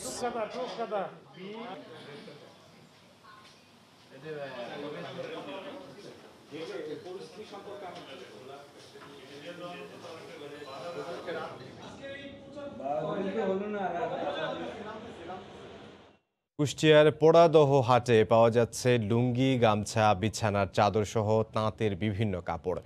এসব কাপড় কিনতে দূর দূরান্ত থেকে ক্রেতারা ভিড় করছেন। এই মুহূর্তে হাটে আছেন সহকর্মী SM রাশেদ। বিস্তারিত জানতে সরাসরি চলে যাচ্ছি তার কাছে। কুষ্টিয়ার পোড়াদহ হাটে আজ সকাল থেকেই কিন্তু এখানে বিশেষ করে কুষ্টিয়ার উৎপাদিত যে গামছা, লুঙ্গি এবং বেডশিট আছে তা কিন্তু বিক্রি শুরু করেছে এই কুষ্টিয়ার প্রান্তিক পর্যায়ে তাঁতিরা। তো আমি একটু আপনাদের পোড়াদহ হাট সম্পর্কে একটু জানিয়ে রাখি যে 1862 সালের 29শে সেপ্টেম্বর ইস্ট রেলওয়ে কোম্পানি যখন জগদী থেকে রানাঘাট থেকে কলকাতা পর্যন্ত একটি রেলওয়ে চালু করে, তারপর থেকে মূলত এই হাটটা আসলে বসে। তো আমি এখানে পোড়াদহ হাট নিয়ে আমি আপনাদেরকে আরো জানাতে চাই যে এখানে মূলত কুষ্টিয়া যে তাঁতি সম্প্রদায় আছে তারাই মূলত এখানে এই হাটের মূল বিক্রেতা, যারা প্রান্তিক পর্যায়ে যে তাঁতি আছে, যারা হাত তাঁতির মাধ্যমে যারা লুঙ্গি গামছা এগুলো বিক্রি করে উৎপাদন করে তারাই কিন্তু এবার এই হাটে তারা প্রতি সপ্তাহে 2 দিন বিশেষ করে বৃহস্পতিবার এবং শুক্রবার কিন্তু এখানে বিক্রি করার জন্য আসে এবং এই হাটের সবচেয়ে বড় বৈশিষ্ট্য হলো এখান থেকে তারা তাদের উৎপাদিত যে লুঙ্গি এবং গামছা যা আছে এটা কিন্তু তারা এখান থেকে বিক্রি করে এবং লুঙ্গি গামছা এবং বেডশিটের যে কাঁচামাল বিশেষ করে সুতা এবং বিভিন্ন ধরনের কেমিক্যাল তারা কিন্তু এই বাজার থেকে তারা কিনে নিয়ে যেতে পারে। তো আপনারা দেখছেন যে আসলে এখন কিন্তু সকালবেলা ভোরবেলা থেকেই কিন্তু দোকানিরা তাদের বিশেষ করে লুঙ্গি এবং গামছা নিয়ে কিন্তু তারা বসে আছে এবং বিশেষ করে কুষ্টিয়া সহ কুষ্টিয়ার আশেপাশের জেলা যেমন সিরাজগঞ্জ, পাবনা, রাজবাড়ী এবং বিভিন্ন অঞ্চল থেকে কিন্তু যারা কাপড় ব্যবসায়ী তারা কিন্তু এখানে আসে শুধুমাত্র বিশেষ করে লুঙ্গি গামছা এগুলো কিনা ক্রয় বিক্রয় করার জন্য। তো আমি এখানে বিশেষ করে যারা হাট মালিক যারা আছে তাদের সাথে আমি কথা বলেছি, তারা আমাদেরকে জানিয়েছেন এখানে কিন্তু প্রতিদিনই বাজার বসে, কারণ এখানে স্থায়ী বাজার আর এবং অস্থায়ী হাট আছে এবং বিশেষ করে যদি আমরা এখান থেকে একটু কথা বলি, বিশেষ করে এখানে অস্থায়ী হাটে দোকান বসে সাধারণত 800 থেকে 850 এবং স্থায়ী ভাবে কিন্তু এখানে প্রতিদিনই কিন্তু 300 থেকে 350 কিন্তু দোকানের এখানে কাপড়ের ব্যবসা করেন এখানকার সাধারণ ব্যবসায়ীরা। তো আমি এই কুষ্টিয়া এখানে বিশেষ করে যারা প্রান্তিক পর্যায়ে এই যে ব্যবসায়িক যারা আছে তাদের সাথে আমি কথা বলেছি, তারা আমাদেরকে জানিয়েছেন যে আসলে এই করোনার সময় তারা আসলে ব্যবসায়িক অনেক ক্ষতিগ্রস্ত হয়েছে এবং তারা আসলে সরকারের কাছে যদি তারা দাবি করেন যারা প্রান্তিক পর্যায়ে যারা উৎপাদক যারা আছে বিশেষ করে তাঁতি সম্প্রদায় যারা আছে তাদেরকে যদি কোনোভাবে সরকারিভাবে প্রণোদনা ব্যবস্থা করা যেত তাহলে তারা আসলে কিন্তু পরবর্তীতে কাপড় উৎপাদনে আরো তাদের জন্য খুবই সুবিধা হতো। তো আমি এখানে ব্যবসায়িক যারা আছে বিশেষ করে হাট ইজারাদার যারা আছে তাদের সাথে আমি কথা বলেছি, তারা আমাদেরকে জানিয়েছে যে এখানে কিন্তু কুষ্টিয়াতে এই পোয়াদার হাটই কিন্তু সবচেয়ে বড় হাট এবং কুষ্টিয়া সহ কুষ্টিয়ার আশেপাশে বিভিন্ন জেলায় বিশেষ করে খুলনা বিভাগ এবং উত্তরবঙ্গের অনেক জেলার ব্যবসায়িকরা কিন্তু এখানে কাপড় কিনে তারা কিন্তু বিভিন্ন জায়গায় তারা এটা বিক্রি করে, কারণ এখানে কিন্তু এই ব্রাদার হাটে কিন্তু শুধুমাত্র লুঙ্গি গামছার পাশাপাশি কিন্তু বিভিন্ন ধরনের বিশেষ করে 3 পিস জিন্সের প্যান্ট সহ বিভিন্ন ধরনের কাপড় কিন্তু আসলে ব্রাদার হাটে কিন্তু পাওয়া যায় এবং এখান থেকে আসলে কিন্তু একটা গার্মেন্টস এর দোকানে যে পরিমাণে কাপড়ের প্রয়োজন হয় তার সবই কিন্তু কুষ্টিয়ার এই ব্রাদার হাটে পাওয়া যায় এবং এখান থেকে তারা কিন্তু খুব স্বল্প মূল্যে কিন্তু তারা এখান থেকে কাপড় কিনে নিয়ে তারা অনায়াসে কিন্তু খুব ভালো দামে কিন্তু তারা ব্যবসা করতে পারে, যার কারণে কিন্তু কুষ্টিয়া সহ আশেপাশের জেলা বিশেষ করে খুলনা বিভাগের অধিকাংশ গার্মেন্টস ব্যবসায়ীদের কিন্তু পছন্দের জায়গা কিন্তু এই ব্রাদার হাট। তো আমি এখানে প্রান্তিক পর্যায়ে যে ব্যবসায়িক যারা আছে তারা আমাদেরকে জানিয়েছেন যে মূলত এখানে যে ইজারাদার যারা আছেন এবং অতিরিক্ত ইজারা দেওয়ার কারণে কিন্তু তাদের উপরে যে খাজনাটা বেশি দিতে হচ্ছে, যার কারণে তাদের ব্যবসা ক্ষতিগ্রস্ত হচ্ছে এবং তারা আসলে খুব বেশি লাভবান হতে পারছে না। তো আমি এই কুষ্টিয়ার এই পোয়াদার হাট মালিক সমিতির সাধারণ সম্পাদকের সাথে কথা বলেছি, তিনি আমাদেরকে জানিয়েছেন যে শুধুমাত্র এই পোয়াদার হাট থেকে কিন্তু প্রতি সপ্তাহে কিন্তু 4 থেকে 5 কোটি টাকার কাপড় কিন্তু বাংলাদেশের বিভিন্ন অঞ্চলের ক্রেতা বিক্রেতা তারা হাত বিনিময় করে। তো আমি এই কুষ্টিয়া জেলা প্রশাসকের সাথে কথা বলেছি, এই কুষ্টিয়া জেলা প্রশাসক আমাদেরকে জানিয়েছেন যে মূলত হাটকে কেন্দ্র করে একটা নিরাপত্তা বলয় তৈরি করা হয়েছে এবং এই নিরাপত্তার বলয় দিয়ে আসলে এই ব্যবসাটি সুষ্ঠুভাবে পরিচালিত করা হয়। তো কুষ্টিয়ার পোয়াদার হাট দিয়ে কাপড় বেচাকেনা নিয়ে এমদাদ এই ছিল আমার কাছে সর্বশেষ তথ্য। ফরিদপুর 4 আসনের স্বতন্ত্র এমপি নিক্সন চৌধুরীর বিরুদ্ধে আচরণবিধি লঙ্ঘনের অভিযোগে মামলা করবে ইসি। বৃহস্পতিবারের মধ্যেই এই মামলা করা হবে বলে জানিয়েছেন CEC K M Nurul Huda. ফরিদপুরের চর ভদ্রাসন উপজেলা পরিষদের উপনির্বাচনের এই ঘটনায় 3 সদস্যের তদন্ত কমিটি গঠন করা হবে বলেও জানিয়েছেন সিইসি। সম্প্রতি ফরিদপুরের চরভদ্রাসন উপজেলা পরিষদ নির্বাচনকে ঘিরে এমপি নিক্সন চৌধুরীর জেলা প্রশাসক ও উপজেলা নির্বাহী কর্মকর্তাকে গালিগালাজ করার অডিও সামাজিক যোগাযোগ মাধ্যমে ভাইরাল হওয়ার পর আলোচনার ঝড় ওঠে। তবে জেলা প্রশাসক সহ নির্বাচনী কর্মকর্তাদের সঙ্গে এমন আচরণে ক্ষুব্ধ খোদ নির্বাচন কমিশন। এর আগে গত মঙ্গলবার প্রধান নির্বাচন কমিশনার এমপি নিক্সন চৌধুরীর বিরুদ্ধে আচরণবিধি ভঙ্গের অভিযোগ পেয়েছেন বলে জানান। এর পরদিন বুধবার বেলা 11টায় ঢাকা 5 ও ঢাকা 18 আসনের উপনির্বাচন নিয়ে আইনশৃঙ্খলা রক্ষা বাহিনী ও সংশ্লিষ্ট দপ্তরের ঊর্ধ্বতন কর্মকর্তাদের সঙ্গে বৈঠকে বসেন প্রধান নির্বাচন কমিশনার সহ 5 নির্বাচন কমিশনার এবং সচিব। 2 ঘণ্টা বৈঠক শেষে সাংবাদিকদের প্রশ্নের জবাবে প্রধান নির্বাচন কমিশনার জানান, বিধি বহির্ভূত আচরণের জন্য নিক্সনের বিরুদ্ধে বৃহস্পতিবারের মধ্যে মামলা করার পাশাপাশি 3 সদস্যের তদন্ত কমিটি গঠন করা হবে। আমাদের সিদ্ধান্ত হয়ে গেছে, সংসদ সদস্য নিক্সন চৌধুরী সাহেবের বিরুদ্ধে আমরা মামলা করব। নির্বাচন বিধি বহির্ভূত আচরণের জন্য আমাদের কাছে যে আলামত আছে সেই আলামতগুলো যথেষ্ট। বিরোধী রাজনৈতিক দলগুলো ইভিএমে আস্থা রাখতে শুরু করেছে জানিয়ে তিনি আরো বলেন, নির্বাচন প্রতিদ্বন্দ্বিতা ও প্রতিযোগিতামূলক না হওয়ায় আগ্রহ হারাচ্ছেন ভোটাররা। যার যার ভোট তারা দিবেন। মাঠে ব্যাপকভাবে প্রতিদ্বন্দ্বিতামূলক নির্বাচন যদি না হয় তখন কিন্তু ভোটারদের অনীহা থাকে।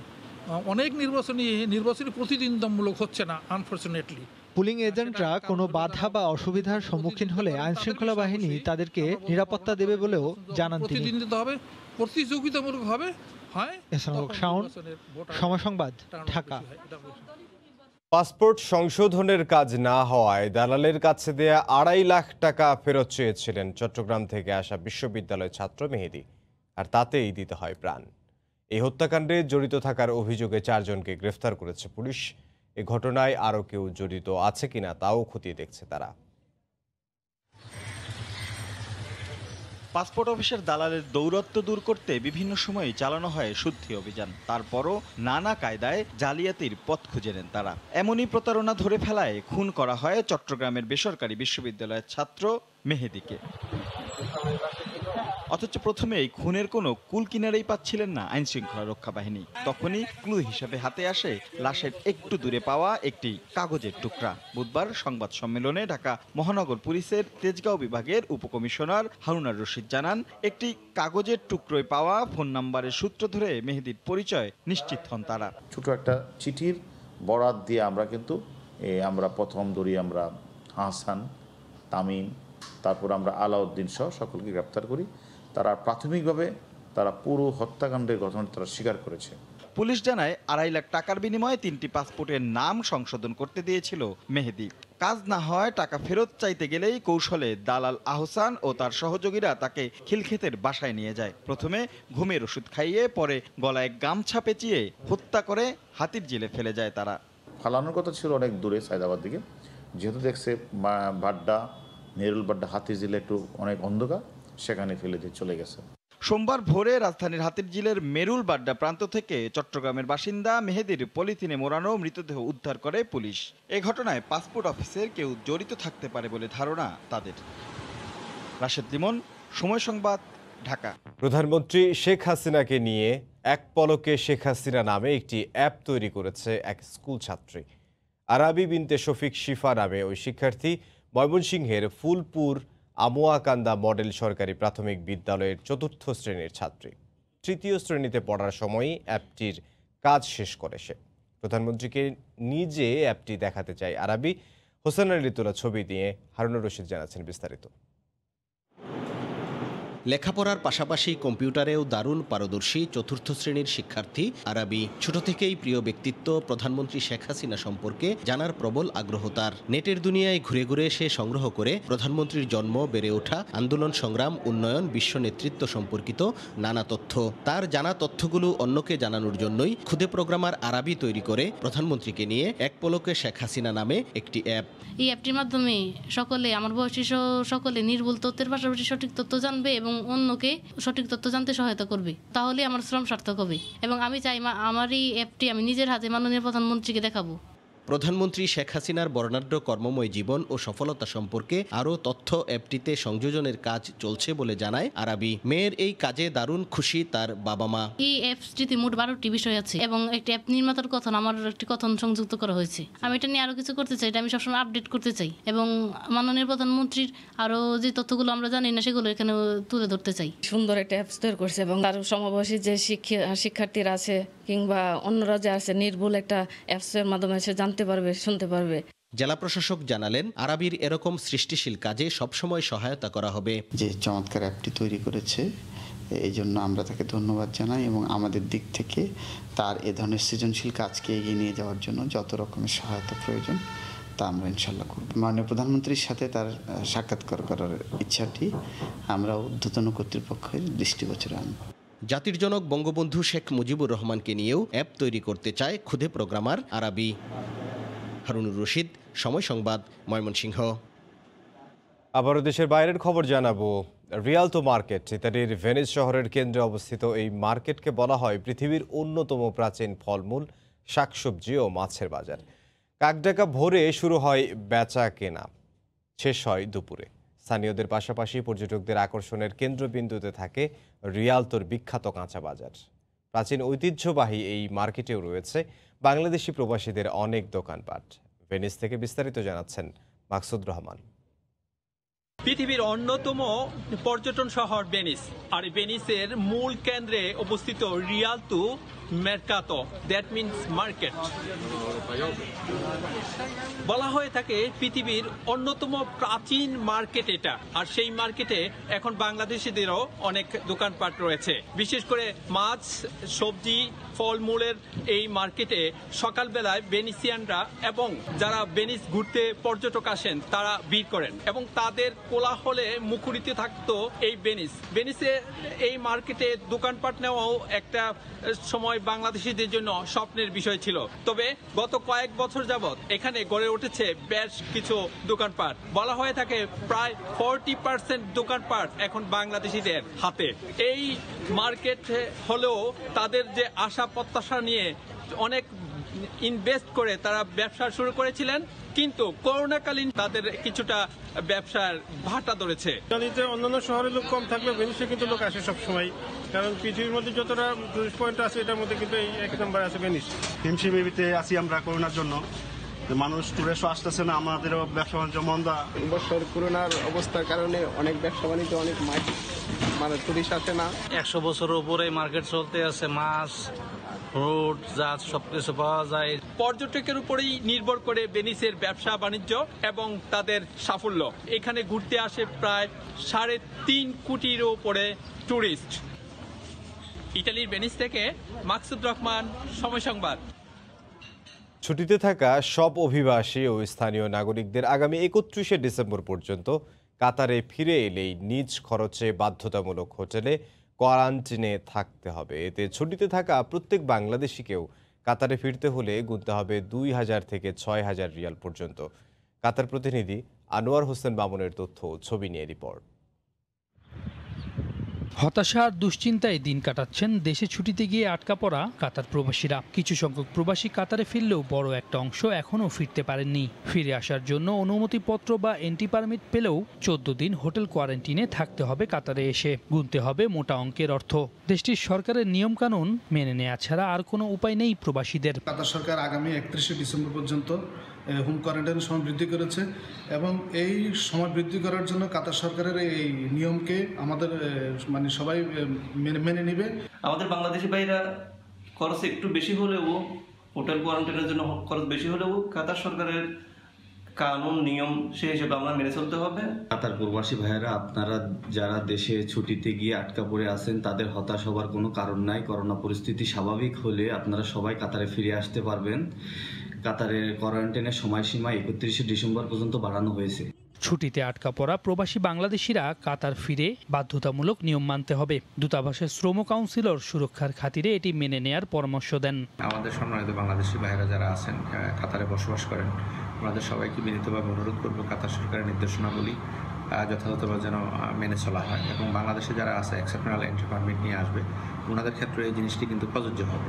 অর্থাৎ কাতারে এসে কিন্তু কোয়ারেন্টিনে থাকতে হবে, এই বিষয়টি আমাদের সকলের জন্য মাথায় থাকে। কাতার সরকার ঘোষিত কম ঝুঁকিপূর্ণ দেশের তালিকায় থাকা দেশগুলো থেকে ফিরলে 7 দিনের বেশি হোম কোয়ারেন্টিন লাগবে না। সময় সংবাদ, কাতার। ঢাকার আশুলিয়ার পলাশবাড়ি হাজী জয়নুদ্দিন স্কুল মাঠে চলছে কারাতে প্রশিক্ষণ। আত্মরক্ষার প্রশিক্ষণ নিতে অংশ নিয়েছে শিশু কিশোর সহ মধ্যবয়স্করাও। এই মুহূর্তে সেখানে আছেন সহকর্মী মুজাফর হোসাইন জয়, যাব তার কাছে। ইমদাদ, আপনি জানেন যে বর্তমানে করোনাকালীন সময়ে শারীরিক সমস্যা একটি প্রধান প্রতিবন্ধকতা হয়ে দাঁড়িয়েছে। যে প্রতিবন্ধকতা দূর করতে বিশেষ করে স্কুল কলেজ পড়ুয়া শিক্ষার্থী থেকে শুরু করে বাসায় যারা রয়েছেন তারাও কিন্তু আপনার এই করোনাকালীন সময়ে তাদের শারীরিক কসরত করতে এই পলাশবাড়ি সাভারের Palashbari Zainuddin school and college মাঠে উপস্থিত হয়েছেন এবং অনেক শিশু বয়সের বাচ্চা থেকে শুরু করে তরুণীরাও কিন্তু এই শারীরিক কসরতে অংশ নিচ্ছেন। এই কারাতের অংশ নেওয়ার পাশাপাশি তারা বিভিন্ন শারীরিক কসরত দেখাচ্ছেন এবং সবচেয়ে বড় কথা হচ্ছে যে এখানে যে কারাতের ট্রেনার রয়েছেন তিনি আমাদেরকে যেটি জানিয়েছেন যে মূলত শুধু শারীরিক কসরতের জন্যই এই ট্রেনিং করানো হচ্ছে না, মূলত এখান থেকে তারা অনেক ধরনের শিক্ষা পাচ্ছে, যেমন নৈতিক শিক্ষা, চারিত্রিক শিক্ষা, সেই সাথে আত্মরক্ষামূলক শিক্ষাও তারা গ্রহণ করছে।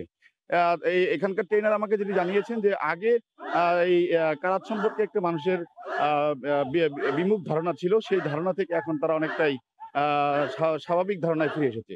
তো আমার সাথে উপস্থিত রয়েছেন এখানে যে কারাতের ট্রেনার পাপ্পুরাজ, আমরা এখন সেই পাপ্পুরাজের সাথে কথা বলবো। যদি আপনি বলতেন যে এই কারাত প্রশিক্ষণের ক্ষেত্রে আপনি কি কি ব্যবস্থা গ্রহণ করেছেন এবং এই উপকারিতা কি? আসলে আপনি যে কথাটা প্রথমে বললেন, একসময় মার্শাল আর্ট বা কারাতে মানুষ মারামারি মনে করতো, এটা অনেক সময় আমরা বাধার সম্মুখীন হয়েছি। আজকের থেকে প্রায় 35 বছর আগের থেকে আমি এটা শুরু করি, কিন্তু ইনশাল্লাহ পরে এটা একটা আন্তর্জাতিক গেমস আসছে, গেমস আর একটা রুল রেগুলেশন সুন্দর মতো সিস্টেমে এটা চলতেছে। সিস্টেমে চলার কারণে এটা সর্বহতে পৃথিবীর সব জায়গায় এটা গ্রহণযোগ্যতা পেয়েছে। আগে ছেলেরাই প্র্যাকটিস করতো, এটা দ্বিধাবোধ করতো, গার্জেনরাও মনে করতো মারামারি করে, আসলে এটা মারামারি না, একটা শৃঙ্খলা ভাবে এটা একটা কৌশল শিক্ষা করা। প্রত্যেকটা মানুষের এক্সারসাইজ দরকার সুস্থ থাকার জন্য। আর জাপানিজ ভাষায় হলো এক্সারসাইজের পাশাপাশি আমি একটা আত্মরক্ষার কৌশল শিখতে পারি, যে কৌশলের মাধ্যমে আমি আমার নিজেকে সেভ করতে পারি, আমার কোনো আত্মীয় স্বজন প্রতিবেশী যদি বিপদে পড়ে তাহলে তাকেও সেভ করার জন্য আমরা এগিয়ে যেতে পারি। আর বর্তমানে আপনারা জানেন যে মেয়েরা বিভিন্ন হয়রানির শিকার হচ্ছে, মেয়েরাও ইনশাল্লাহ এখন এগিয়ে আসছে। আমাদের এখানে দেখতে পাচ্ছেন মেয়েরাও প্র্যাকটিস করতেছে, সব প্রত্যেকটা ক্লাবে এখন আসতেছে। আপনারা এটার উৎসাহ দিবেন যেন মেয়েরাও যেন আরো এটা উদ্বুদ্ধ হয়। আর আমি গভর্নমেন্টের কাছেও একটা আবেদন রাখবো যে মেয়েদের প্রশিক্ষণের জন্য বিশেষ করে স্কুলগুলোতে একটা ক্লাস পিরিয়ডে যেন মার্শাল আর্টে প্রশিক্ষণ নেওয়া হয়, এটা আমি অনুরোধ রাখবো। ধন্যবাদ। ইমদাদ, আপনি শুনলেন যে এখানকার যে ট্রেনার যিনি মূলত এই কারাত প্রশিক্ষণ দিচ্ছেন, শারীরিক চর্চার শিক্ষা দিচ্ছেন, তিনি একটি দাবি জানিয়েছেন যে যদি প্রতিটা স্কুল বা কলেজে একটি বিশেষ ক্লাস রাখা হয়, অর্থাৎ আত্মরক্ষার ক্লাস, সেই আত্মরক্ষার ক্লাসগুলো যদি ঠিকমতো করা হয় এবং তাহলেই এখানকার যে মানুষের যে নিরাপত্তা, সেই নিরাপত্তা অর্থাৎ আত্মরক্ষার যে নিরাপত্তা, সেই নিরাপত্তাটা অনেকেই পাবে। একই সাথে তিনি যে জিনিসটি দাবি জানিয়েছে যে সরকারি সঠিক পৃষ্ঠপোষকতা পেলেই কেবল যে এখন বর্তমানে সামাজিক অবক্ষয়, সেই অবক্ষয় দূর করা সম্ভব এবং শিক্ষার্থীরা এবং শিশুরা ছোটবেলা থেকেই আত্মরক্ষা শিখবে এবং এই কারাতে তারা উদ্বুদ্ধ হবে। এই ছিল ইমদাদ, সাভারের পলাশবাড়ি থেকে আমার কাছে এই ছিল সর্বশেষ খবর। সাভার থেকে যোগ দিয়েছিলেন মুজাফফর হোসাইন জয়। ভোরের সময়ের শীর্ষ সংবাদ জানিয়ে দিচ্ছে আরও একবার। মেট্রো রেলের কাজ নির্বিঘ্নে করতে দেশে প্রথমবারের মতো প্রকল্প এলাকাতেই হাসপাতাল, বিদেশিদের আনা হচ্ছে বিশেষ ফ্লাইটে, বছরের শুরুতে ট্রায়াল রানের আশা। রাজধানীতে আবাসিক ভবন হবে না 8 তলার বেশি, নতুন ড্যাব কার্যকর ডিসেম্বরে। নগর পরিকল্পনাবিদরা সাধুবাদ জানালেও অবাস্তব বলছেন আবাসন ব্যবসায়ীরা। এবং করোনা মোকাবিলায় ফ্রান্সের প্যারিস সহ 9 শহরে রাত 9টা থেকে সকাল 6টা পর্যন্ত আবারও কারফিউ, শনিবার থেকে কার্যকর, উদ্বেগে প্রবাসী বাংলাদেশিরা। এই ছিল ভোরের সময়, সঙ্গে থাকুন সময়।